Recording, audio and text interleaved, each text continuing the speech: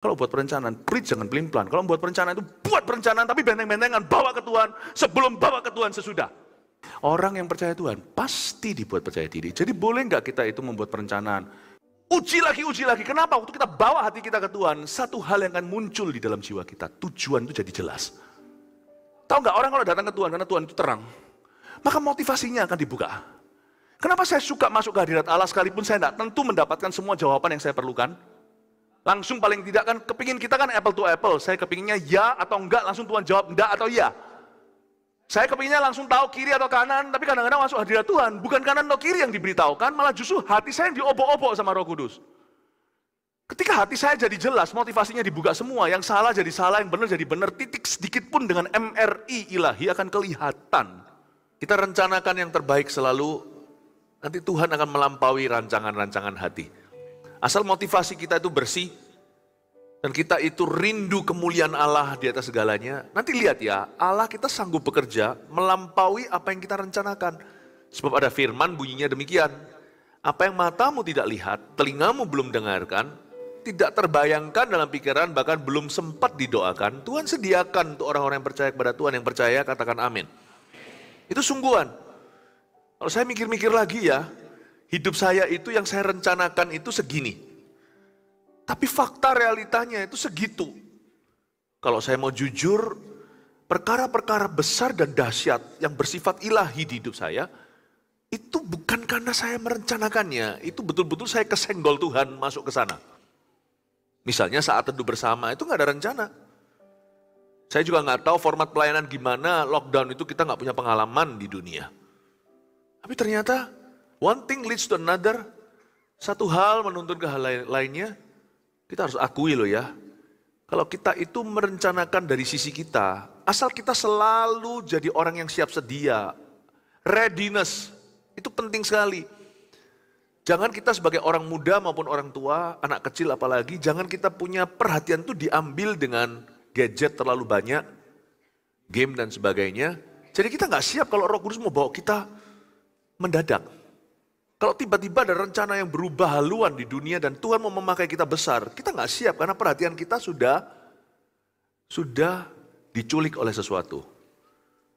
Dan waktu kita mengalami pandemi itu kita nggak pernah ngerti ternyata dunia begini, tapi our church was ready, I was ready. Istri saya siap. Kita sebagai gereja selalu punya filosofi, Tuhan lalu manusia dulu. Kita nggak pernah main-main dengan pelayanan, kita punya excellent standard.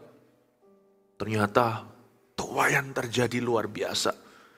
9 bulan pertama di masa COVID-19 itu dari Maret 2020 sampai November 2020, enggak 9 ya, 8 bulan pertama. Gereja kita ketambahan, bukan formulir keputusan, ketambahan orang yang masuk ke CG, ke Connect Group itu 20.000 jiwa. Dalam 8 bulan saja. Justru orang-orang waktu pandemi itu kia-kia atau paling enggak bisa cuti, ya. Jadi nganggur kerja, malah gereja kita tuh sibuknya nggak keruan, lembur-lembur kita. Saya khotbah itu bisa 18 kali khotbah baru dalam 1 minggu. Yang orang-orang tahu saat teduh hanya Rabu Sabtu waktu itu. Tapi saya sekarang di sini lalu tiba-tiba klik Zoom, Zoom baru mulai itu ya. Yang namanya Zoom-Zooman. Itu bisa langsung next hour, jam berikutnya saya sudah berada di Taiwan. Dengan para hamba-hamba Tuhan se-Asia. Lalu habis itu tiba-tiba saya pindah lagi sudah bicara ke Amerika. Yang dengan demikian satu hari saya khotbah berkali-kali, ketemu orang, meeting-meeting, rapat-rapat, syuting-syuting. Lalu minggunya nanti akan ada ibadah online-nya. Bapak Ibu Saudara, ada banyak hal itu. Dari sisi kita yang penting kita ready atau readiness. Dari sisi Allah akan menunjukkan perkara-perkara yang tidak kita bayangkan. Dunia ini masih gonjang-ganjing, masih banyak rencana yang kita belum ketahui. Tapi Tuhan itu mencari orang-orang yang siap, orang-orang yang ready. Tapi kalau kehidupan kita berjalan secara rutin, jangan mengeluh, kok nggak ada terjadi sesuatu. Tuhan sedang melatihmu, bahkan semua setback, segala sesuatu yang sifatnya seolah-olah kemunduran, itu setup. Jangan pernah Anda itu mengeluhkan hari-hari yang membosankan. Hari-hari membosankan para rasul itu, rajut lagi. Kan jala itu kadang-kadang koyak, nggak koyak pun jadi usang. Mereka tali lagi, dibikin gimana, ditali ulang. Ya, zaman dulu waktu zaman pramuka, waktu saya masih kecil, sekarang nggak ada ya, Boy Scout versi Indonesia. Sekarang masih ada nggak ya? Masih ada. Kita diajari merajut itu, ada kelas namanya PKK, pendidikan keterampilan. Waduh, itu saya paling takut itu kelas. Mending kelas gelut. Suruh nari, suruh jahit, jahit lagi. Para rasul-rasul murid-murid Yesus kembali mengencangkan tali-tali jalannya yang koyak. Siapa ngerti ternyata Yesus naik ke perahu mereka, suruh ke dalaman. Lalu habis itu mereka menangkap 153 ikan, besar-besar semua. Perahu mereka pun hampir tenggelam. Mereka minta bantuan dari teman. Petrus memanggil Yakobus, Yohanes sebelah sana, ayo guys, come and help me. You see, hidup itu tidak perlu kita menunggu jackpot berikutnya. Saat-saat membosankan waktu kita harus merajut kembali. Kita melatih lagi, perkara yang kita sudah tahu, kita lakukan lagi sampai 1000 kali, sampai kita mahir, sampai kita bosan. Itu sebenarnya Tuhan pandang. Bahwa saat-saat membosankan adalah saat-saat Tuhan itu angkat kita. Tuhan itu memberi kepada kita kemampuan di atas rata-rata, itu saat-saat membosankan. Justru murid-murid, justru 5 gadis bijaksana, 5 gadis bodoh itu kalau Anda perhatikan. 5 gadis bodoh itu gagalnya bukan saat mempelai datang. Saat mempelai datang itu exciting sekali, it's so fun. Tapi pada waktu mereka itu menyalakan lampu, tidak terjadi sesuatu. Lalu habis itu mulai kerlap-kerlip begitu mereka mengantuk, lalu mereka matikan sekalian. Ngapain sih? Liao, nganggur sekali. Lalu kemudian mereka tertidur. Mereka tidak siapkan minyaknya. Lalu habis itu mempelai datang, pelita mereka tidak menyala. Tahu nggak? Jangan kita itu menunggu great moment-nya, great moments. Momentum besarnya, jangan. Makanya penting sekali gereja itu jangan tunggu KKR. Banyak orang Kristen itu mentalitasnya mentalitas KKR-an. Puji Tuhan gereja kita, GMS Bandung juga. Ada nggak ada KKR? Setia semua melayani dan bertumbuh bersama-sama berbuah di pelataran Allah. CG terus jalan. Hari ini jemaat kita sudah ribuan di sini untuk kemuliaan Tuhan. Haleluya. Tuhan belum berhenti. Masih banyak di depan. Visi gereja ini adalah terus mendirikan gereja-gereja baru sampai ke benua-benua. Karena di mana ada gereja yang hidup dan memberitakan Injil, di mana ada gereja yang punya culture atau kebudayaan kerajaan sorga yang dipraktekkan bersama-sama, kota itu akan susah orang masuk neraka dari sana. Gerbang maut akan susah menguasainya. Di atas seperti orang-orang seperti inilah batu karang yang teguh Tuhan dirikan jemaatnya. Dengan adanya gereja seperti GMS Bandung, GMS bukannya satu-satunya gereja di Bandung. Tapi gereja lain kita hargai dan respect. Gereja lain kita doakan, sungguh loh saya kalau ngomong gini itu kita tidak munafik. Tapi kan kita tidak berhak untuk otak-atik. Setiap gereja kan punya kebijakannya. Persatuan gereja yang sempurna itu nanti di sorga. Setiap kita itu punya panji-panji yang harus kita pertanggungjawabkan di depan Tuhan. So if you are from this church, if you are from that church, pastikan the church is doing God's will. Gereja itu melakukan kehendak Tuhan. Ya. Dan bagian kita adalah jadi gereja yang lokal yang kuat di setiap kota itu. Dan visinya gereja kita adalah mendirikan 1000 gereja lokal yang kuat yang memberitakan Injil. Gereja yang memanifestasikan kasih Allah. Gereja yang memuridkan, kita nggak main-main memuridkan dari yang the youngest yang paling muda. Dari anak kecil sampai seniornya kemarin yang main angklung itu. Gak ada satupun yang ditelantarkan. 1000 gereja lokal dan 1 juta murid Kristus. GMS Bandung terus tekun. CG terus. Ada gak ada? Ada gak ada acara? Pastor Philip datang atau tidak? Saya tidak. Terakhir kali saya datang 5 tahun lalu ternyata Anda juga terus bertumbuh sampai ribuan. Gak masalah itu. Justru di saat-saat minggu-minggu yang membosankan itu, gak ada sesuatu yang sifatnya sensasional, disitulah Allah menguji kesetiaanmu dalam perkara-perkara sederhana. supaya Anda menjadi orang yang luar biasa. Berapa banyak orang-orang yang dahulunya masih pendosa, tapi setelah sekian tahun di dalam gereja ini, sekarang sudah jadi pemimpin. Saya dengar cerita, si ini dulu peminum. Anaknya pun diajak minum. Nah, ada yang begini nih mulanya sudah salah satu, saya tahu. Nggak apa-apa, karena itu sudah jadi kesaksian umum. Tapi sekarang menjadi salah satu pemimpin yang mengarahkan anak muda maupun orang tua yang sebaya untuk kenal Tuhannya. Itulah saat-saat ketika membosankan. Kita terus bertumbuh, kita terus komitmen dengan Tuhan. Pernikahan juga kan nggak menunggu anniversary berikutnya. Tapi hari per hari, kita semakin kokoh sebagai suami istri. Hari per hari, kalau kita mau membangun sesuatu itu hari demi hari. Amin Bapak Ibu Saudara. Saya kok ngerasa harus ngeflow di sini dulu sebelum saya masuk ke topiknya nih. Ya, topik saya hari ini yang di kebaktian sekarang adalah perencanaan yang baik. How do you make a good plan? Gimana kita membuat perencanaan yang baik ya? Ada dua tipe orang yang pasti di dalam dunia ini. Satu yang buat rencana, satu yang nggak pernah punya rencana. Gampang lah, sera, whatever will be. Nanti kita lihat aja gimana. Gimana? Apa-apa jawabannya satu. Bahasa Ibraninya ini. Apa-apa dia tahu bahasa teologinya. Tanyanya apapun jawabannya selalu tenyaho. Betul ya, tenyaho. Paling tidak dia jujur, dia nggak tahu.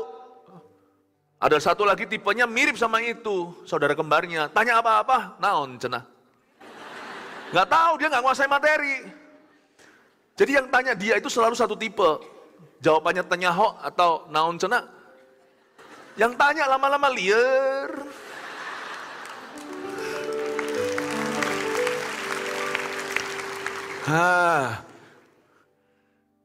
Repot lah kalau sama orang gini, musuh orang begini. Anda tipe yang gimana? Anda tipe yang planning atau nggak planning? Jujur, coba ya, sejujur-jujurnya ya, yang nggak angkat tangan berarti orang itu sudah mati. Siapa yang tipe planning angkat tangan? Oh bagus, saya bangga sekali, turun tangan. Siapa yang tipe nggak planningan orangnya angkat tangan? Lebih banyak mestinya, tapi malu kan?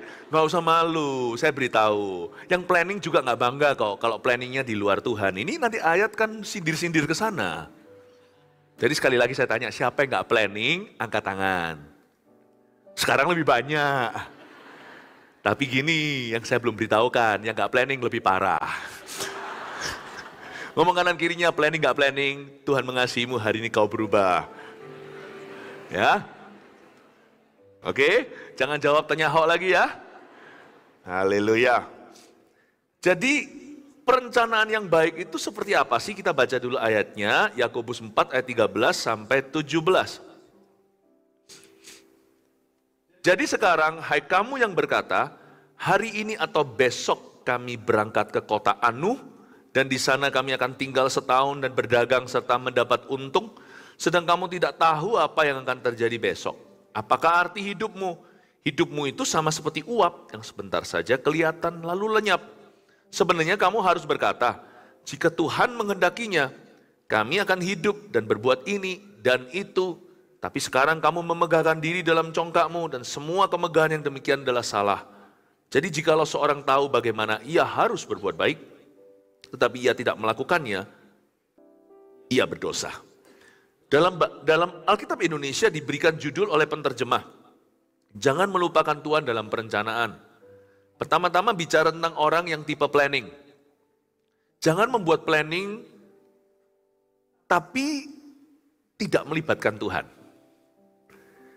Kita itu perlu dari waktu ke waktu itu, dalam segala sesuatu, selalu mengembalikan ke Tuhan Yesus. Waktu saya kecil, nggak tahu dulu ya, anak masih ingat nggak ya? Seharian ini saya banyak cerita yang seputar nostalgia. Coba di kebaktian ketiga. Siapa yang tahu satu game anak-anak kecil dulu main? Cuman game dulu bukan online, jadi bukan pakai gadget. Zaman dulu yang keringatan tuh seluruh badan kita, bukan hanya jari jemari.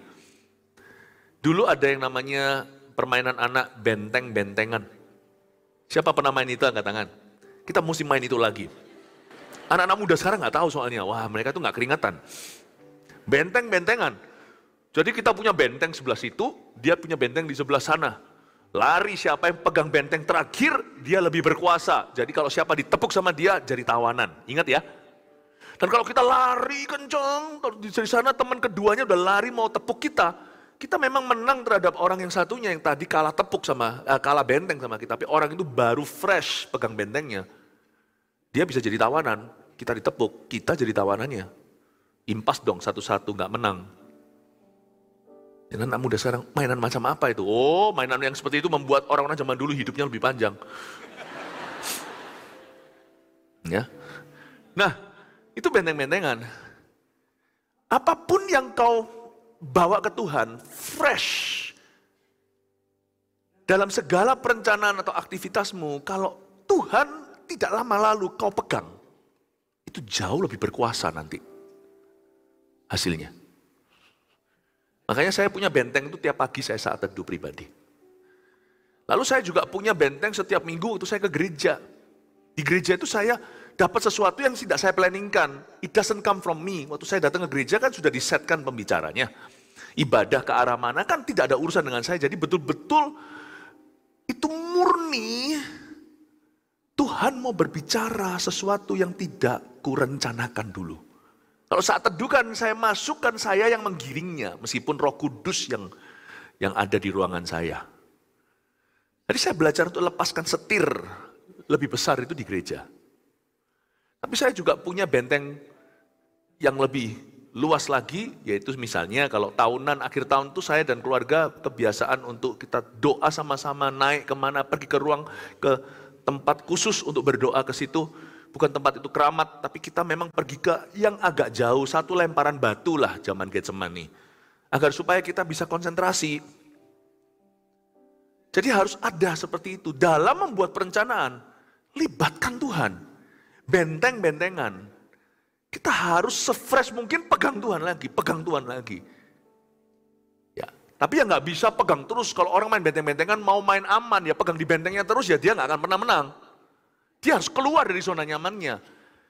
Ada tipe orang yang nggak pernah rencana. Kenapa? Karena dia serahkan 100% ke Tuhan. Loh iya, 100% hati iya. Tapi perencanaan itu juga bagianmu, hai manusia. Ada orang sih nggak mau kerja, maunya diberkati Allah. Tiap hari doa di kamarnya. Paulus langsung sindir orang itu. Di kitab Tesalonika surat itu bunyinya, kalau kamu nggak bekerja, nggak usah makan. Judulnya yang dikasih oleh Alkitab Indonesia, bekerja dan berdoa. Lu nggak kerja, nggak usah makan. Tuhan nggak akan kirim gagak ke Elia, karena Elia nggak punya pilihan. Itu waktu lagi kekeringan satu bangsa dan dia jadi buronnya Raja Ahab. Kamu loh, nggak ada yang halangi kamu kerja. Cari dong pekerjaan. Di luar sana ada. Cari yang ideal nggak ada, tapi cari yang mau menerimamu.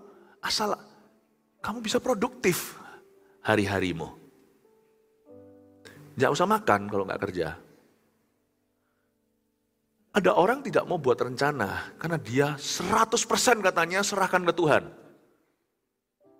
Itu menurut saya alasan, itu kemalasan. Ya, jangan lupakan Tuhan dalam perencanaan ini bukan berarti Yakobus anti perencanaan. Tapi Yakobus ingatkan kalau kau membuat perencanaan, benteng-bentengan, libatkan Tuhan. Always remember to do planning prayerfully. Apapun yang kau rencanakan harus prayerful. Harus penuh dengan doa dalam spirit doa. Kalau perlu puasa, kalau keputusan itu begitu pentingnya di hidupmu, keputusan itu bisa mempengaruhi seumur hidupmu, dan doa dulu kalau perlu puasa sekalian. Puasa itu tidak sama dengan puasanya orang-orang dari agama lain. Konsepnya Kristen itu beda, filsafatnya, filosofinya lain. Puasa kita bukan supaya kita itu terima pengampunan dosa karena kita sudah diampuni, tapi puasa kita itu untuk konsentrasi, untuk kita itu tidak mikirkan hal-hal lain. Dan kita menginginkan kehendak Tuhan melebihi makanan. Jadi kita tunjukkan Tuhan, aku serius tentang ini. I'm very serious about this matter. Show me the way. Puasa kita.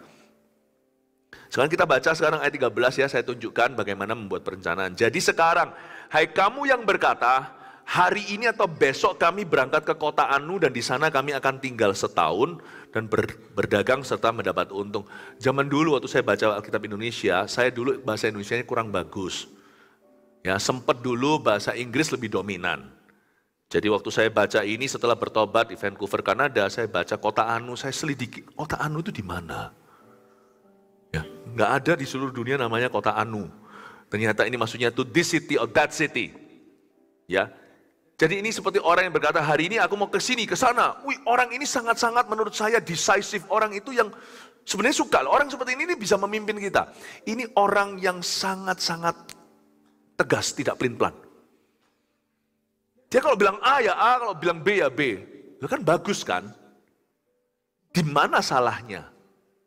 Motivasi hatinya. Karena orang ini tidak takut akan Allah. Orang ini bahkan tidak percaya sama Tuhan. Orang ini nasib itu menurut dia hanyalah di tangannya. Seperti ini juga agak menurut saya sekalipun satu sisi orang yang tegas dan jelas itu tidak pelin-pelan segala keputusan. Orang begini itu bagus menurut saya. Mendingan orang kayak gini daripada yang pelin-pelan, saya tahu. Tetapi apapun di luar Tuhan akan berakhir nil. Jadi sekarang hai kamu yang berkata hari ini atau besok kami berangkat ke kota Anu dan di sana kami akan tinggal setahun dan berdagang serta mendapat untung. Ayat 14 sangat jujur. Yakobus mengoreksi orang yang tegas sekalipun. Yakobus mengingatkan, tetap kamu harus takut akan Tuhan karena hidupmu sebenarnya tidak di tanganmu, apalagi masa depan. Sedang kamu tidak tahu apa yang akan terjadi besok. Apakah arti hidupmu? Hidupmu itu sama seperti uap yang sebentar saja kelihatan lalu lenyap. Percaya diri boleh enggak? Boleh kalau dibangun di atas dasar percaya Tuhan dulu. Yang tidak diperbolehkan adalah percaya diri yang tidak melibatkan Tuhan, yang ogah-ogahan merasa enggak perlu sama Tuhan Yesus.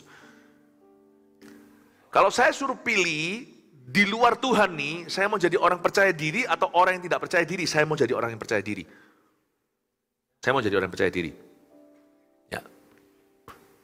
Saya dulu waktu kecil belajar karate. Turnamen pertama saya itu dikalahkan oleh satu orang. Ya, teman saya. Itu orang percaya dirinya itu jedok, nggak tentu dia lebih hebat dari saya. Cuman dia, ini semuanya di dunia bela diri, kita nggak bicara soal iman. Jadi saya lawan dia. Saya masih kecil, mulai umur 6 saya belajar bela diri.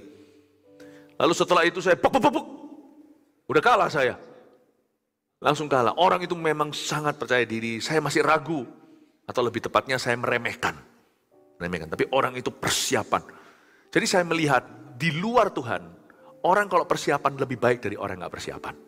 Orang yang percaya diri lebih baik dari orang yang gak percaya diri. Tapi ujungnya, tanpa Tuhan, yang percaya diri maupun yang tidak percaya diri akan berujung 0 kecil dan 0 besar.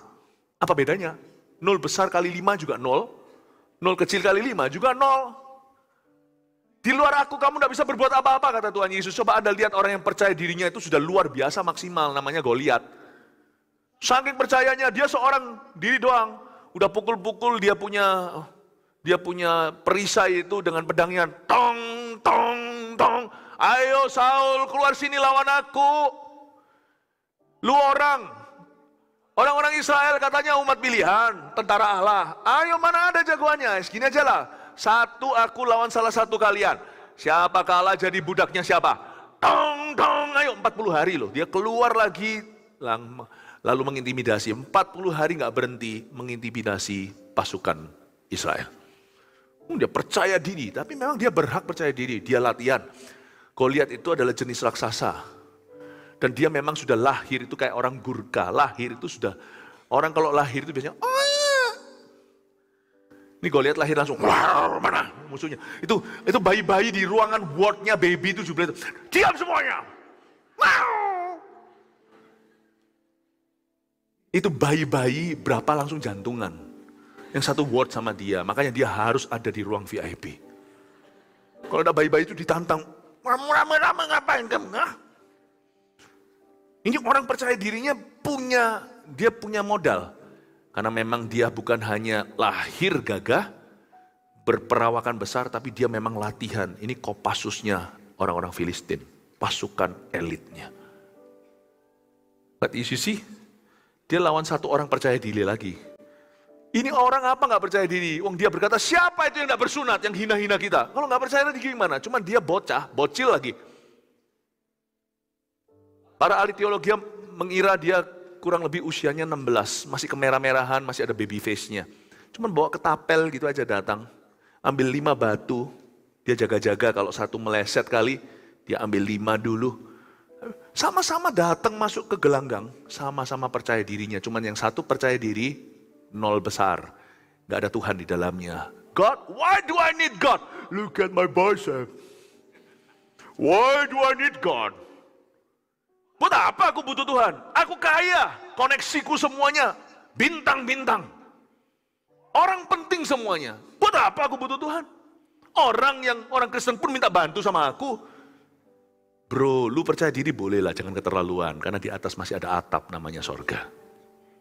Masih bisa mati kan? Masih daging dan darah lah. Gak peduli sana siapa. Nafasmu tuh sama dengan hewan. Kucing juga nafasnya satu, kamu juga satu. Mati sama dengan binatang. Jangan gaya lah. Buat apa saya butuh Tuhan Yesus? Pendeta aja datang sama saya kok minta tolong. Ya, pendeta minta tolong sama kamu itulah yang salah. Tapi yang satunya percaya diri juga. Mana itu kau lihat? Siapa itu yang hengna-hengna? Siapa yang hengna-hengna? Tentara Allah. Ya enggak gitu lah, umur 16 masih suaranya gitu. Ngawur lah itu. Itu Mickey Mouse ya. Ya, lalu masuk, mana?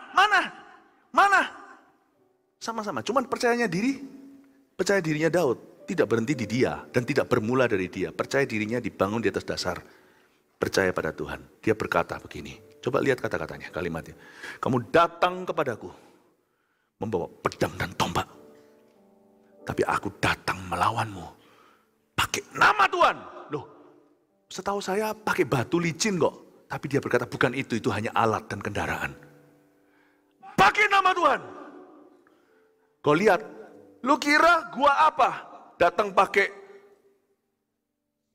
ketapel gitu. Lu kira gua anjing ya? Coba baca. Kamu kira aku anjing geladak? Kamu hadapi aku dengan itu? Gaya dia, lebih tersinggung, lebih ke arah dirinya. Daud berkata, kenapa kau hina tentara Allah? Hari ini kau hina-hina Allah Israel.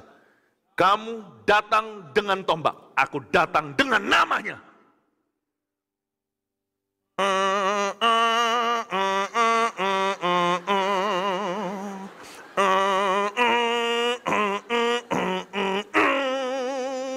Ambil satu. Slow-mo. Kau lihatnya turun kan. Anda tahu kan lembah itu turun gini. Ini slow-mo nih, Goliatnya tuh.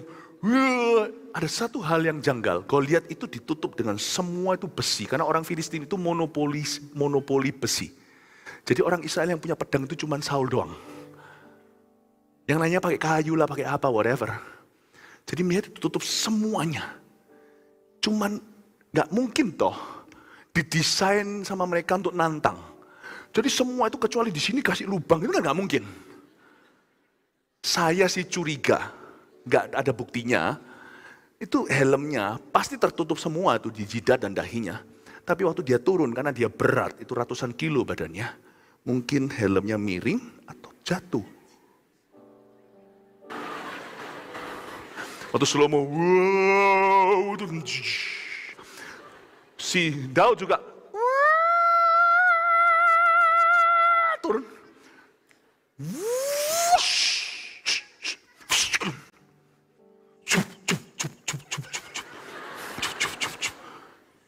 Kena sini.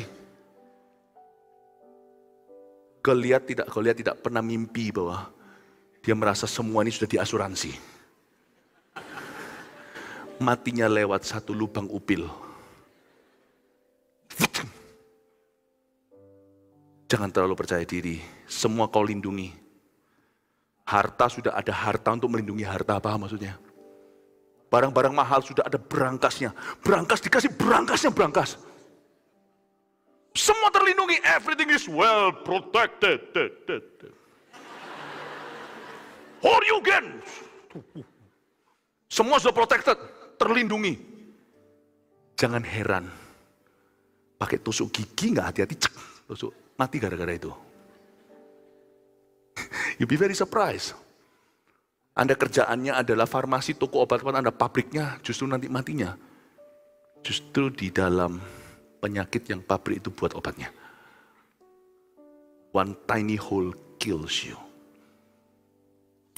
Jangan terlalu percaya diri, kota anu. Melakukan itu, aku mau pergi ke situ, tahun depan aku mau setahun di sana, bla bla bla dan sebagainya. Come on lah. Libatkan Tuhan, percaya diri boleh.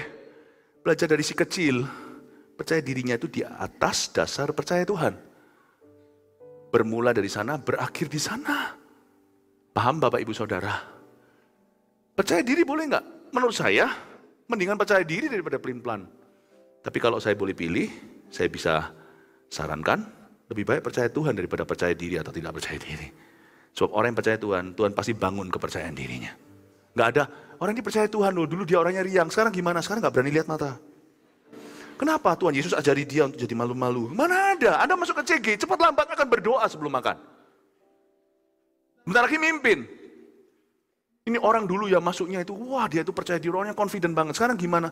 Sekarang jadi introvert sekali, takut di dalam tempat yang terang, maunya digelap terus. Saya rasa bukan Roh Kudus itu roh jahat itu. Orang yang percaya Tuhan pasti dibuat percaya diri. Jadi boleh nggak kita itu membuat perencanaan? Kalau buat perencanaan, please jangan pelin-pelan. Kalau membuat perencanaan itu buat perencanaan, tapi benteng-bentengan, bawa ke Tuhan sebelum bawa ke Tuhan sesudah. Uji lagi. Kenapa? Waktu kita bawa hati kita ke Tuhan, satu hal yang akan muncul di dalam jiwa kita. Tujuan itu jadi jelas. Tahu nggak orang kalau datang ke Tuhan, karena Tuhan itu terang, maka motivasinya akan dibuka. Kenapa saya suka masuk ke hadirat Allah sekalipun saya tidak tentu mendapatkan semua jawaban yang saya perlukan? Langsung paling tidak kan, kepingin kita kan apple to apple. Saya kepinginnya ya atau enggak, langsung Tuhan jawab enggak atau ya. Saya kepinginnya langsung tahu kiri atau kanan, tapi kadang-kadang masuk hadirat Tuhan, bukan kanan atau kiri yang diberitahukan, malah justru hati saya yang diobok-obok sama Roh Kudus. Ketika hati saya jadi jelas, motivasinya dibuka semua, yang salah jadi salah, yang benar jadi benar, titik sedikit pun dengan MRI ilahi akan kelihatan. Bukankah waktu kita CT scan MRI baru kelihatan itu kok ada bercak-bercak di paru-parunya, ternyata pneumonia atau TBC atau apa, atau bahkan kanker. Akan ketahuan, karena Tuhan itu terang. Dan waktu saya masuk ke sana, hadirat Tuhan kadang-kadang ekspektasinya adalah dapat jawaban yang vulgar, jawaban yang gamblang, tapi ternyata enggak. Malah justru waktu saya masuk disuruh ngampuni. Masuk saya disuruh bersyukur. Gimana tuh Tuhan ini kenapa enggak praktis? Tapi ketika saya keluar, keputusan tadi yang membingungkan jadi jelas bagi saya. Saya jadi bisa mengelus-elus dada dan berkata, untung tadi saya tidak ke kanan. Ternyata motivasi saya salah. Hal-hal yang tadinya saya sangat-sangat ambisius, saya baru disadarkan, itu semua keluar dari keserakahan. Jadi saya akhirnya diluputkan dari yang investasi bodong-bodong begitu. Ketika hati berkata, di mana hatimu berada, hatamu berada di situ, hatimu berada, saya nggak mau lah terlibat dengan sesuatu yang nggak kelihatan hulu hilirnya, yang cuma ditawarkan keuntungan berkali-kali ganda, entah dari mana. Bisa pintar sendiri. Memang tidak langsung Tuhan putuskan. Hei boleh, hei nggak boleh. Hei kamu sekolah sana, kamu sekolah di dalam negeri, di luar negeri. Hei kamu, itulah pasangan itu jodohmu. Demikian firman Tuhan, itulah jodohmu. Nggak tentu. Tapi tiba-tiba aja hati kita itu berani memilih. Dan damai sejahtera pula. Ketika hati kita masuk ke hadirat Allah, tujuan kita jadi jelas. Segala sesuatu yang kita hendak lakukan dan putuskan itu, kita bisa lihat ujung tombaknya. Ketika kita masuk hadiratnya, tiba-tiba jiwa kita sendiri menuduh dan bertanya, what is the end of this though? Akhir daripada segala sesuatu yang kamu melakukan ini ujungnya apa? Tiba-tiba kita sadar, aku rindu. Aku sungguh-sungguh rindu untuk dipakai menjadi pendiri gereja. Meskipun aku bukan pendeta. Mungkin Anda sedang lagi doa, anak muda, atau anak Anda berdoa, mau tekuni jurusan apa. Tapi ketika hatimu masuk hadirat Allah, tiba-tiba Tuhan kasih beban untuk jiwa-jiwa. Padahal Anda tahu jelas, dan yang hal ini tidak perlu diragukan, Anda memang tidak dipanggil jadi seorang pendeta. Meskipun tetap hamba Tuhan segenap hati. Tapi waktu Anda masuk ke hadirat Allah, hati itu membara. Aku tuh tanya jurusan apa, kok justru Tuhan bicara tentang jiwa-jiwa. Lalu suatu hari Anda pergi, Anda melihat gedung gereja kita, GMS Bandung mungkin. Nanti suatu hari kita juga mungkin dikarunia Tuhan tempat yang baru. Lalu masuk di sana, Anda terinspirasi, kok bagus ya. Siapa arsiteknya? Lalu tiba-tiba Anda tahu arsiteknya adalah seorang om dari Surabaya yang gambar-gambarkan, atau mungkin tim pembangunan gereja kita yang diisi insinyur-insinyur, volunteer semua, sukarelawan, TPG namanya, tim pengembangan gereja dari GMS Bandung. Anda tahu om itu, dia nggak menonjol datang ke gereja, dia nggak dipaksa untuk naik ke atas berkhotbah karena bukan itu panggilannya. Lalu diam-diam Anda lihat, aku tahu kok om itu. Om itu seorang coach atau seorang supervisor di antara beberapa CG. Dia itu baik sekali orangnya, termasuk usher. Oh, jadi dia ini yang merancangkan semua. Dibayar berapa? Volunteer dia untuk pekerjaan Tuhan. Itu persepuluhan skillnya dia bisa berikan untuk Tuhan, karena dia tahu bahwa kasih karunia dia bisa menjadi insinyur. Dia punya cerita kesaksian sendiri, lalu Anda mulai cari ceritanya, ketemulah ceritanya. Waktu Anda klik sosial medianya, dia ada cerita kesaksian, atau mungkin diangkat sama bisnis connection ministry kita, Biskonnya. Lalu Anda berkata, Anda enggak minta sama Tuhan tuh langsung jelas Tuhan beritahu, ambil hospitality, ambil manajemen. Enggak ada. Tapi Anda tiba-tiba dituntun sama Roh Kudus pada sebuah teladan. Anda lihat dan berkata, aku bisa melayani seperti om ini. Lalu Anda ngomong sama orang tua, saya mau jadi seorang arsitek. Kenapa? Aku mau membangun rumah Tuhan. Hati Anda begitu. Setelah Anda lulus, ternyata bukan rumah Tuhan aja yang Anda bangun. Setelah jadi 1-2 bait suci, Allah juga membangun istanamu, hai Salomo. Salomo kan membangun bait Allah dulu. Tapi setelah itu istananya pun dibagusi sama Tuhan. Tiba-tiba Anda menjadi developer. Di Bandung sini, Anda dapat hikmat Allah. Anda mulai membeli 1-2 tanah, dan Anda mulai bangun kecil-kecilan. 30 years later, Anda menjadi developer yang terutama di sini. Anda akan kembali lagi pada hari itu, Anda masuk hadirat Allah. Tuhan tidak memberimu clue, tapi Tuhan menunjukkan tujuanmu. Dan dari sana Anda menemukan hikmat Allah sepanjang perjalanan itu. Kiri kanan, kulihat saja, banyak, bukan pohon cemara. Hikmatnya Allah, haha, kiri kanan, kulihat saja, banyak hikmatnya Allah. Hari ini yang tahu lagu saya berarti Anda tahu usia Anda. Ini lagu anak kecil zaman itu. Amin Bapak Ibu Saudara. When you enter God's presence suatu Anda perencanaan, mungkin Anda tidak langsung dapat clue. Tapi Anda akan tahu hatimu. Kenali tujuanmu. Tapi buat keputusan yang tegas. Jangan kembalikan ke Tuhan, wong kuncinya di tanganmu, kunci kerajaan sorga kan di tangan Anda. Itu bukan cuma kunci kerajaan sorga, kunci hidupmu itu sebagian di tanganmu. Namanya perencanaan, namanya well planning. Kita lihat ayat 15, sebenarnya kamu harus berkata, jika Tuhan menghendakinya, kami akan hidup dan berbuat ini dan itu. Biasakan mulut kita pun mengingatkan kita, jadi gentle reminder. Jadi saya kalau ngomong sama seseorang ya, saya selalu ngomong sama anak-anak saya aja, Dad, nah, kalau anak saya tanya, kita nanti tahun depan rencananya gimana, apa ini dan itu. Anak-anak saya itu suka tanya, karena terbiasa dari kecil, saya dan istri saya selalu sosialisasikan rencana-rencana kami, rencana-rencana besar. Saya dan istri itu masing-masing punya agenda manual malahan. Yang bisa lihat 1 tahun. Apa ya, karena Pastor Philip sudah sibuk, zaman sebelum saya sibuk sudah begitu. Supaya hari-hari tidak terbuang, karena saya punya keyakinan bahwa sukses hidup itu tidak dibangun dengan mimpi besarmu. Sukses hidup itu dari langkah kecilmu. Saya nggak percaya orang yang datang dengan mimpinya, mau jadi apa? Aku mau jadi orang yang paling berhasil di dunia, tunjukkan rencana sehari-harimu. Bangun jam berapa? Oh ya, sebangunnya. Tidur jam berapa? Bohonglah kamu. Atau bukan bohonglah, mungkin kamu dibohongi dengan mimpimu. You don't show me your dream. God never promises to bless your dreams. Karena banyak dreamer di luar sana itu, nggak jadi apa-apa kok. Sebagian jadi gila karena mereka mimpinya broken.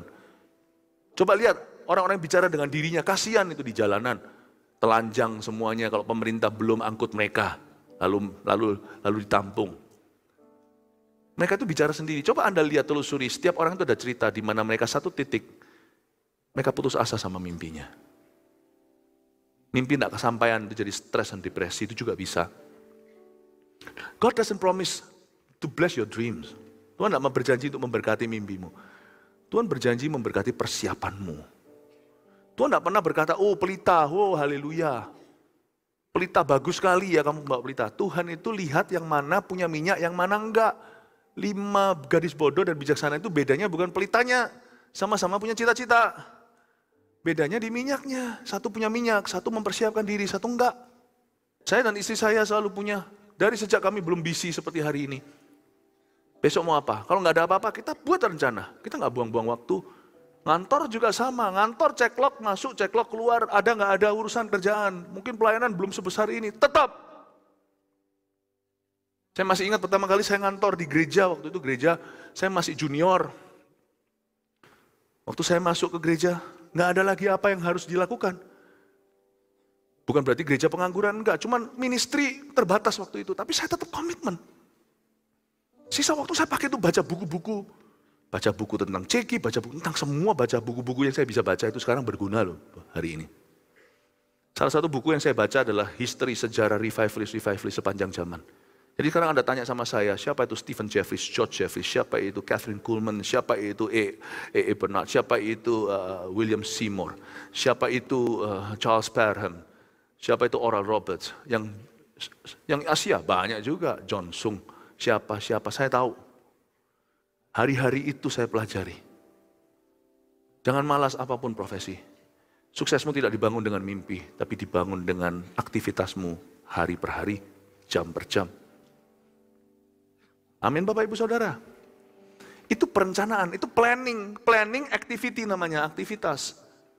Sebenarnya kamu berkata jika Tuhan menghendakinya kami akan hidup dan berbuat ini dan itu. Jadi anak-anak saya biasa kalau tanya, Dad apa rencananya ini itu libur.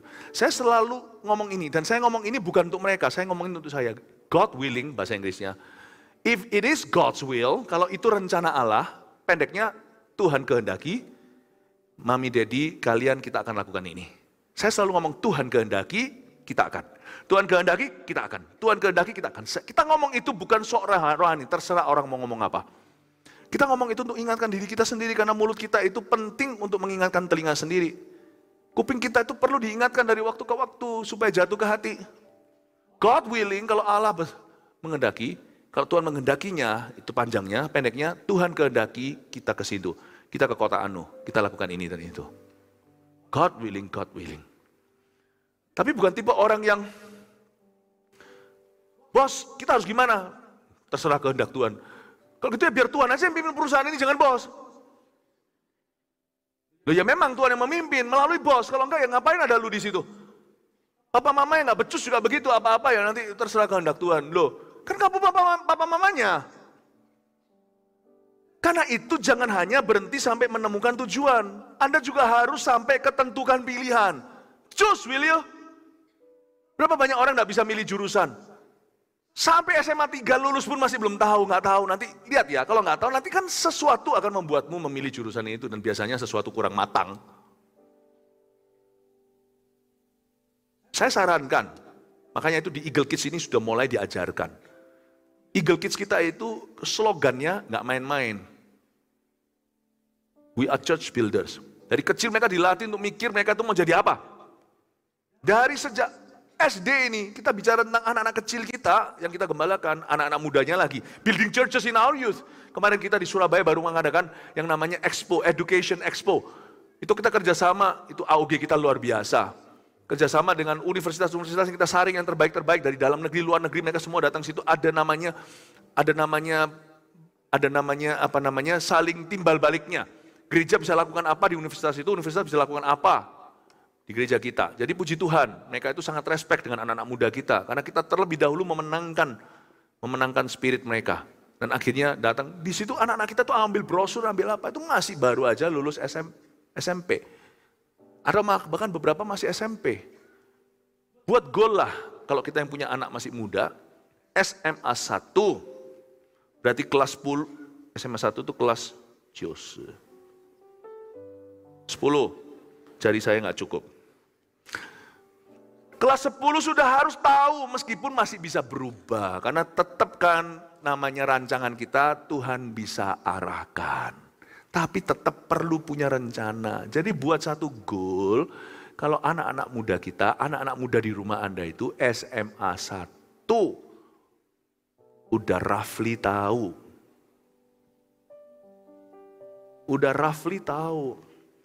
Oke, Pastor Philip saya lakukan, saya nanti akan tekan anak saya. Loh, ini teamwork Bapak Ibu. Bagaimana mereka tahu Kristus kalau tidak ada yang memberitakan? Bagaimana mereka bisa punya pengetahuan meskipun samar-samar kalau papa mama bungkam mulut tidak pernah cerita dunia seperti apa. Sedangkan ayah ibu itu 2 pengintai Yeriko, 2 pengintai Kanaan yang terbaik buat putra-putrinya. Talk to them. Bicara ke mereka. Kasih mereka modal, kasih mereka bahan. Kita suruh mereka jadi pabrik kain, tapi kita tidak pernah memberi mereka sutra. Nggak pernah memberikan mereka bulu domba, woolnya atau katonnya. Talk to them. Kami biasakan dari kecil, anak saya Vanessa sudah kemarin baru engage barusan tunangan. Baru beberapa hari yang lalu. Segera nanti dalam waktu-waktu dekat akan ke pelaminan. Dari kecil saya masih ingat mama papanya, kami berdua, itu dari lulus SD elementary, dia sudah clipping, zaman clipping, dia clipping university, clipping jurusan.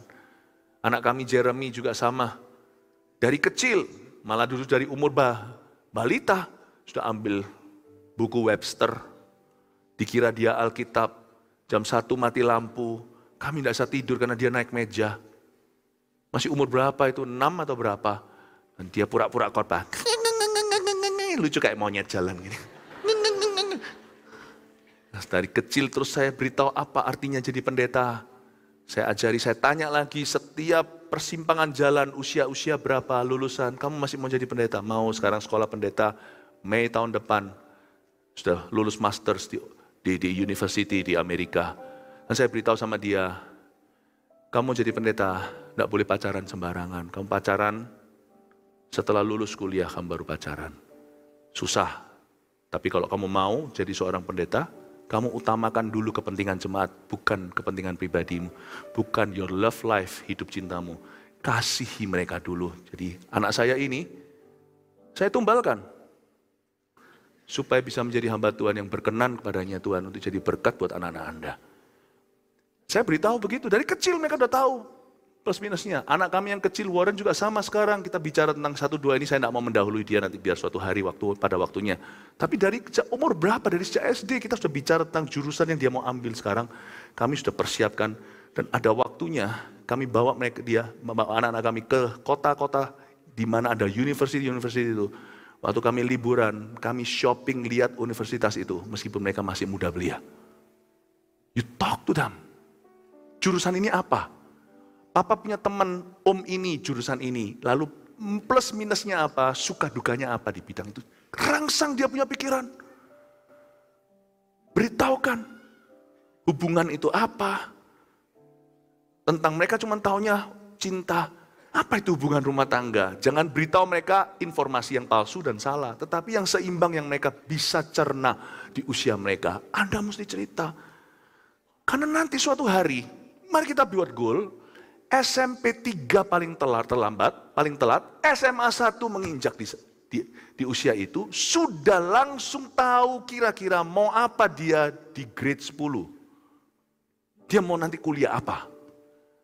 Kalau enggak, saya menganggap itu seperti kegagalan orang tua. Standarnya Pastor Philip tinggi sekali. Iya, tanya Bruce Lee. Apa hubungannya sama Bruce Lee? Bruce Lee itu di biografinya, dia itu pernah sekali turnamen, dia nggak bisa taklukkan lawannya dalam hitungan menit. Dia rombak semua kungfu yang dia tahu, muncul Jeet Kune Do. Untuk bisa robohkan orang, di zaman belum ada mixed martial art, untuk bisa kalahkan musuhnya cuma dalam waktu semenit doang. Orang itu kalau champion, dalam dunia olahraga aja, nggak usah bicara tentang kerajaan sorga, terlalu jauh lah. Ini dulu aja yang sia-sia. Dia standarnya beda. I want to be a champion dad, champion pastor, champion believer, champion Christian. I put a different standard. Standar kami diikuti. Anak saya dan tunangannya masing-masing adalah pacar pertama, satu dengan yang lainnya. Orang berkata sekolah di Los Angeles, orang pasti rusak. Dua-dua anak dan calon menantu saya sama-sama lulusan LA. Tidak pernah dugem sekalipun, baik calon menantu saya maupun anak saya. Tidak pernah dugem sekalipun. Kalau Anda yang tahu di California, itu state yang paling gila di Amerika. Nggak mungkin lah, nggak cicip-cicip sesuatu. No alcohol, touch their lips selama mereka studi di sana. Up to you. Anda mau beli emas 24 karat, logam mulia LM, atau Anda mau yang tembaga campurannya banyak? Kalau sekarang belum telat, tapi Pastor Philip saya sudah banyak kompromi. Mulai hari ini jangan kompromi lagi. Katakan amin, kasih tepuk tangan untuk Tuhan Yesus. Tentukan pilihan. Make a choice. Umur berapa yang muda mau pacaran? Siapa di sini yang belum punya pacar, angkat tangan? Oke, lebih banyak seharusnya. Jadi yang tidak angkat tangan tadi, saya berdoa Tuhan, biar mereka tidak punya pacar seumur hidup. Saya ulang lagi, siapa di sini yang belum punya pacar? Angkat tangan. Tiba-tiba banyak, hampir satu ruangan. Umur berapa lu mau pacaran? Buat pilihan, jangan serahkan ke Tuhan. Tentukan. Tanya aja, umur berapa mau Ciehwan, mau menikah? Oh, aku mau menikah umur 25. Kenapa 25? Tanya dulu.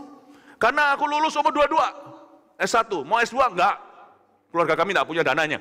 Oke, mau kerja langsung kan? Ya, 25. Hitung mundur. Mau pacaran berapa tahun? 4 tahun.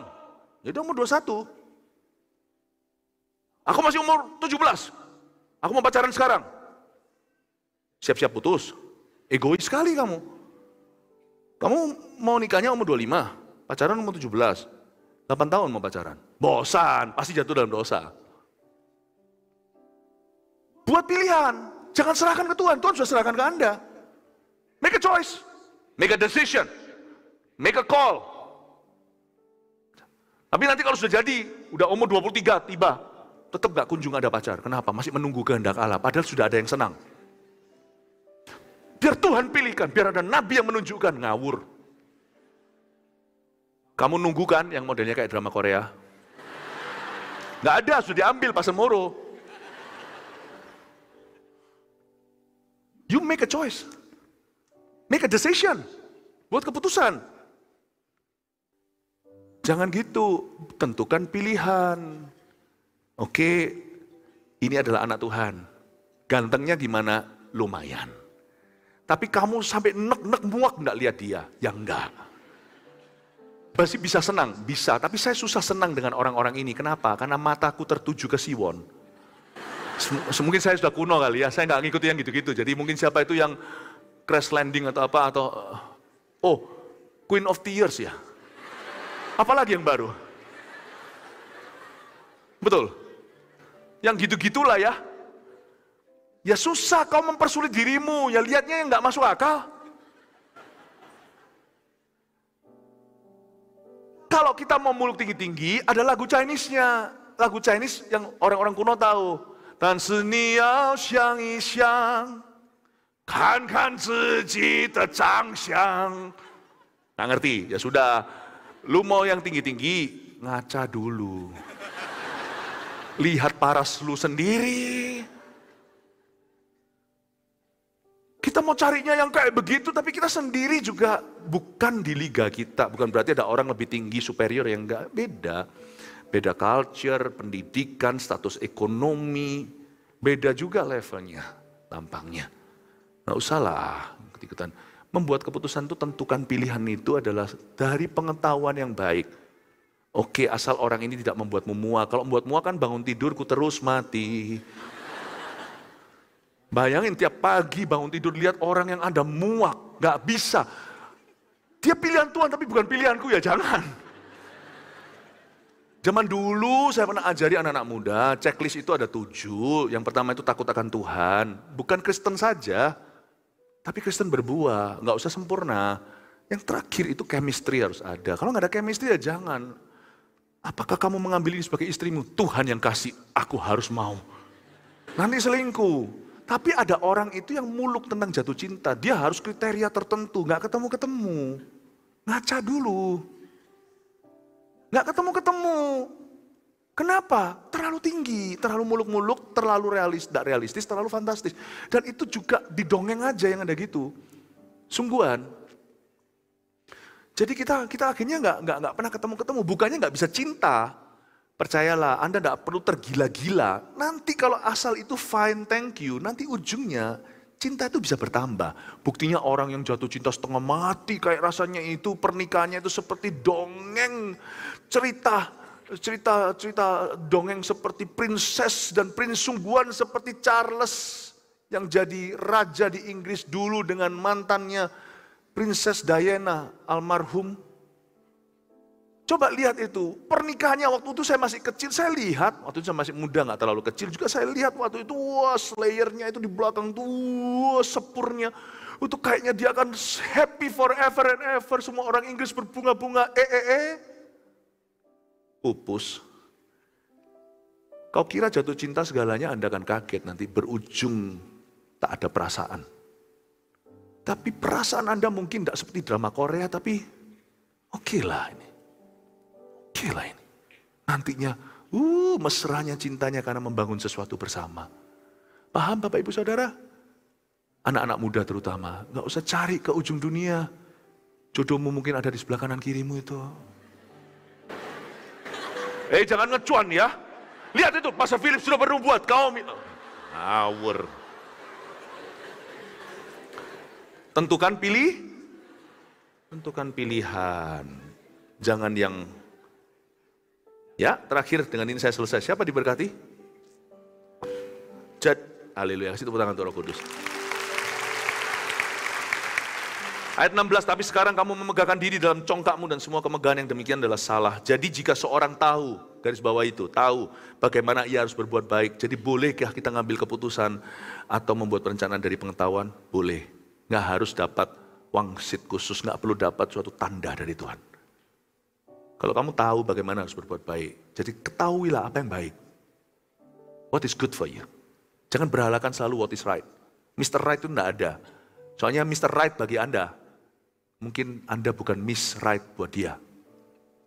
Aku cari yang Miss Right bagi aku. Dia mungkin mau kalau Anda berdoa, tolong Tuhan butakan matanya. Bukan berarti saya berkata seseorang jelek di sini, bukan. Enggak yang benar. Tapi kalau Anda tahu dia adalah orang benar, bukan orang yang benar, orang Kristus, orang Kristen, dan dia orang baik, punya hidup yang baik, punya tanggung jawab yang baik, punya masa depan dan cita-cita yang baik. Keluarganya baik. Anda mesti consider. Tentukan pilihanmu sebelum Anda sampai umur 40 berkata, aku masih menunggu. Lain cerita dengan ada di sini orang-orang yang sampai umur 40 menunggu bukan karena pilihannya dia, karena dia tidak punya pilihan, belum ada yang mau. Tapi ada orang itu yang banyak yang mau, tapi dia nggak mau sampai umur 40. Paham maksud saya? Dia nunggu Mr. Right. Ada sih Mr. Right. Nanti Tuhan Yesus suatu hari itu Anda ketemu.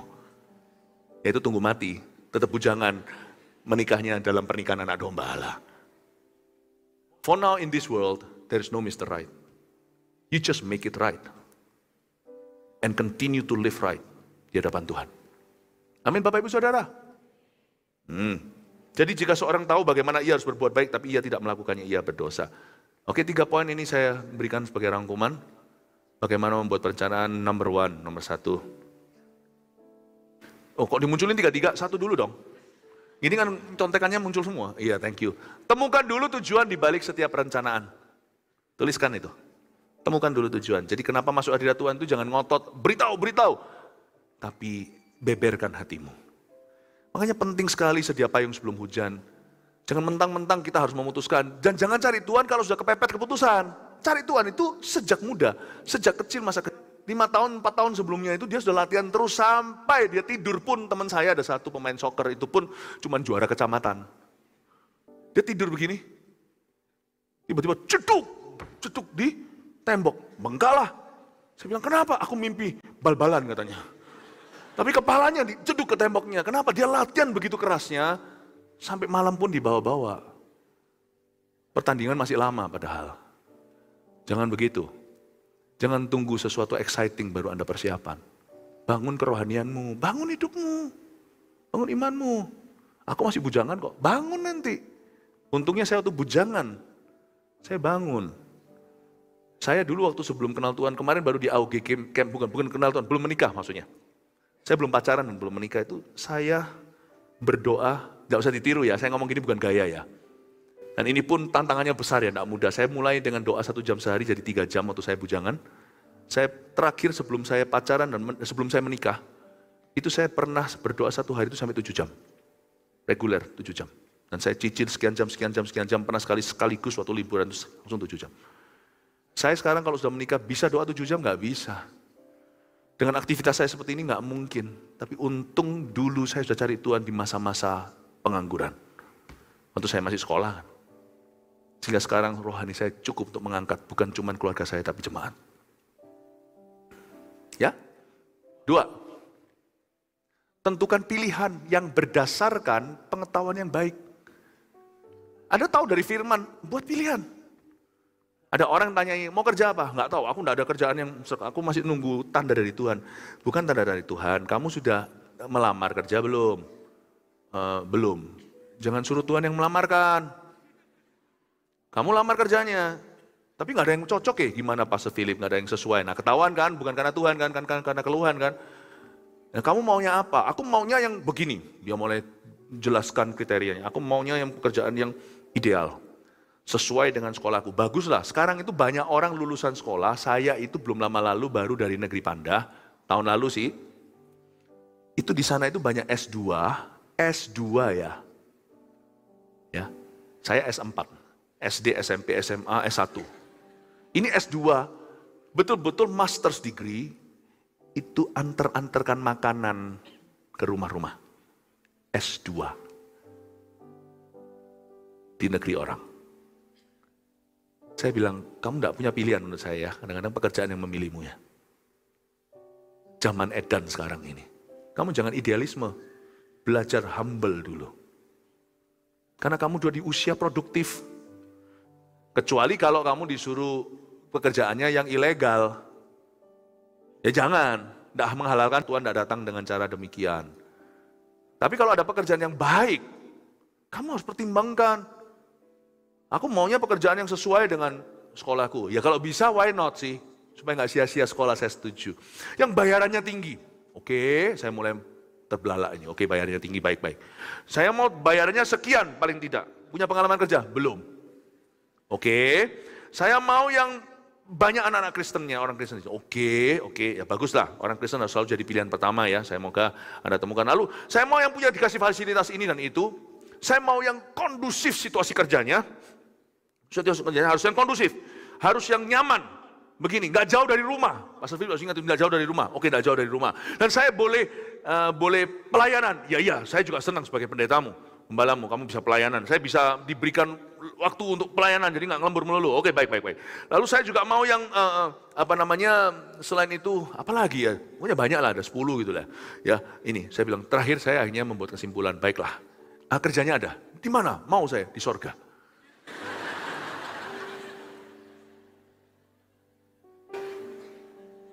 Nggak ada. Yang ada, kita pertimbangkan. Kita pilih dan kita tanggung jawab. Dan kita percaya dari situ Tuhan tuntun kita. Dari sana kita tuntun. Amin. Tentukan pilihan, baik pekerjaan, jodoh, whatever. Tentukan itu. Jurusanmu, lambat sebentar, cuman ada beberapa yang disesuaikan, itu pun biasanya di semester-semester awal.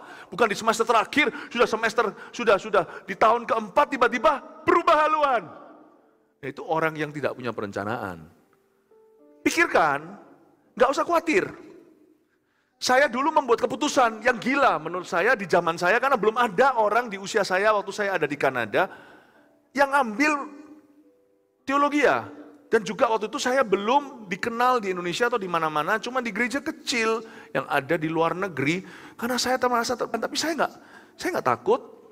Mau tahu, waktu saya dapat panggilan itu, ada satu kakak rohani yang sudah sekolah, tapi dia juga sekolahnya semacam bukan sampai S1, cuma ngambil semacam diploma, sebentar aja, dan dia juga sudah punya background lah, keluarganya punya ini itulah, udah ada lah jalurnya lah untuk ke Indonesia apa. Saya nggak punya. Saya lihat gereja di sana nggak bisa hire one more. Itu cuma satu pendetanya, itu pun harus disambi dengan kerjaan lain. Nggak bisa. Saya bukan untuk kerja, bukan untuk cari nafkah saya jadi seorang pendeta, tapi karena panggilan Allah. Tapi saya pikir-pikir, Tuhan aku mau ngambil sekolah apa? Timbang-timbang setelah saya rundingan dengan orang tua, akhirnya puji Tuhan saya diizinkan. Saya tetap ngambil sekolah teologi. Saya berkata gini, nggak apa-apa, saya nggak takut lapar. Asal saya setia. Kalau saya memang punya firman dibagikan, saya akan persiapkan sebaik-baiknya supaya firman yang saya bagikan bukan firman yang lumrah. Luar biasa juga jangan memanggil dirimu luar biasa. Tapi firman yang saya bagikan akan mengubah hati dan orang tahu bahwa itu keluar dari panggilan hidup yang real dan genuine dengan Tuhan. Bukan teori yang cuma bahasa-bahasa bagus gitu aja. Aku akan setia. Kalau aku tidak akan berkhotbah pada ribuan, aku khotbah pada satuan, aku akan setia pada Tuhan. Aku tidak takut. Saya akan tekuni keputusan saya. Saya tentukan pilihan, lalu saya akan tekuni keputusan saya. Asal saya imbangi dengan ketekunan dan kegigihan dan dengan iman. Gua takut apa? Saya ambil sekolah teologi. Teman-teman saya berkata, janganlah kamu ambil inilah, manajemen bisnis dulu lah, inilah. Kan keluarga lu keluarga bisnis, gini. Enggak. Bisnis sudah pintar, koko saya sudah ada dan bisa. Adik saya nanti suatu hari jadi apa, enggak tahu. Pokoknya saya memang dipanggil jadi pendeta. Saya terus tekuni. Mana saya tahu ternyata setelah menekuni, setelah khotbah ribuan kali. Kalau teman saya itu dalam tidur sudah bisa pentungan kepalanya, saya tidur itu berbahasa lidah. Ada teman saya yang pernah tidur sekamar sama saya berkata, kamu kok berbahasa roh? Saya tidur itu khotbah. Istri saya tahu kadang-kadang saya bangun, dia terkejut, kenapa? Aku dapat firman. Langsung saya ke HP saya atau ke catatan, saya dapat firman. Siapa pernah sangka? Bahasa Indonesia saya biasa-biasa, nggak bisa malahan. Saya hari ini pernah nulis buku. Buku yang saya tulis murni sendiri itu Holy Spirit My Best Friend. Dalam bahasa Inggrisnya juga saya terjemahkan. Kalau terjemahannya bantu teman, editor, final editornya. Saya nggak pernah sekolah di Indonesia lebih daripada kelas 2 SD sampai S1 SMP. Bahasa Indonesia saya itu kacau labau. Ya kacau balau, saya tahu saya bercanda.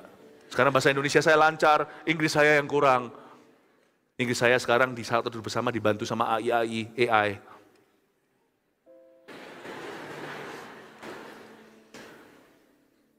Saya tulis buku. Pelan-pelan siapa tahu mulai bisa gubah lagu. Bisa gambar, bisa lukis, bisa pameran malahan internasional, malah Indonesia nggak tahu. Di Shanghai, di berbagai tempat, di Taipei, Kuala Lumpur. You see, you can begin with one. Tapi kalau Anda berani tentukan pilihan, dan tidak usah takut, asal kau tekuni keputusanmu, mau sengsara berani gitu loh. You don't live for money. You live for purpose, untuk tujuan. Berani, dan nanti saya tidak berencana untuk minta-minta roti. Gigih, tekun, iman. Saya yakin kalau saya tekuni keputusan saya itu, saya mulai satu, saya bisa berakhir lebih. Saya tetap pendeta. Saya pendeta yang bisa nyanyi, bisa nulis buku, bisa cipta lagu, bisa ngelukis, bisa gambar,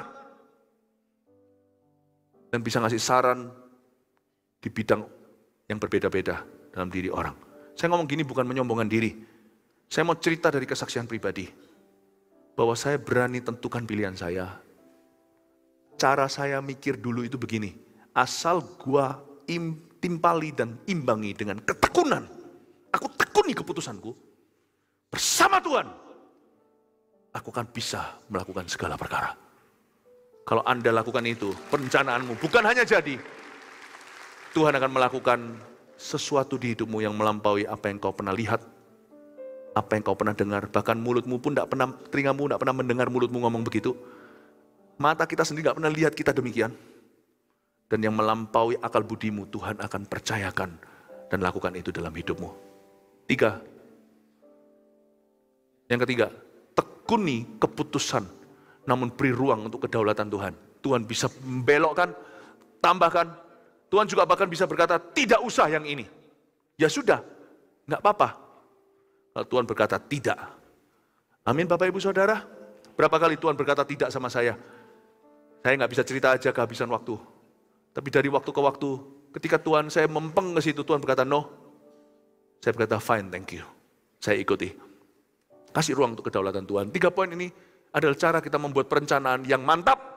Tidak usah pelin-pelan jadi orang. Seluruh dunia waktu itu beritahu sama saya, jangan sekolah teologi ya. Saya sekolah. Here I am today. Untung saya tidak sekolah bisnis. Kalau Anda sekolah bisnis, sekolah bisnis. Jangan campur baur teologi segala.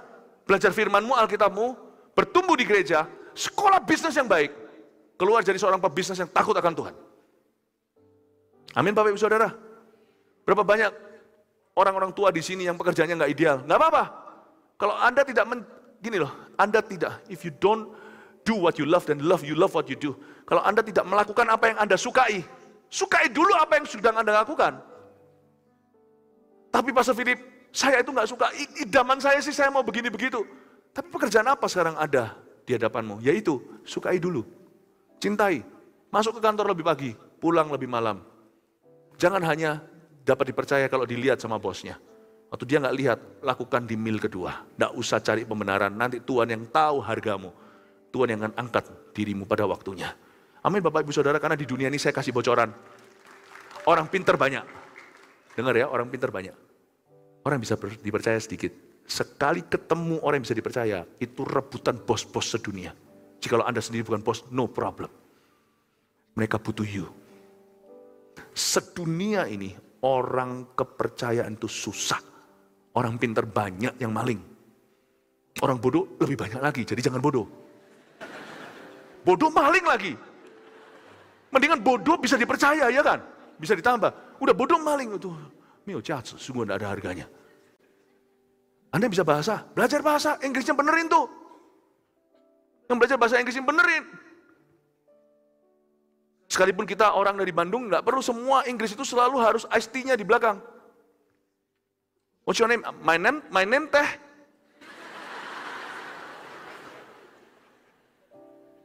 My name is not teh.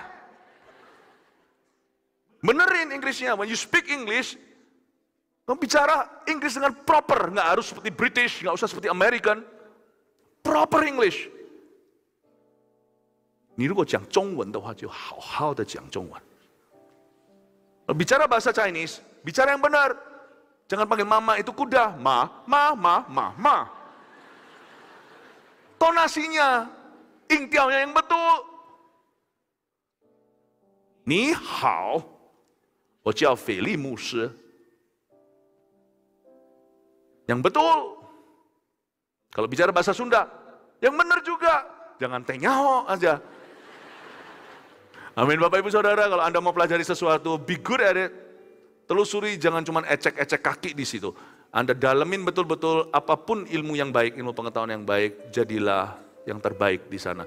Niscaya apapun yang kau kerjakan, Tuhan jadikan berhasil. Praise the Lord. Makin berdiri semua, haleluya.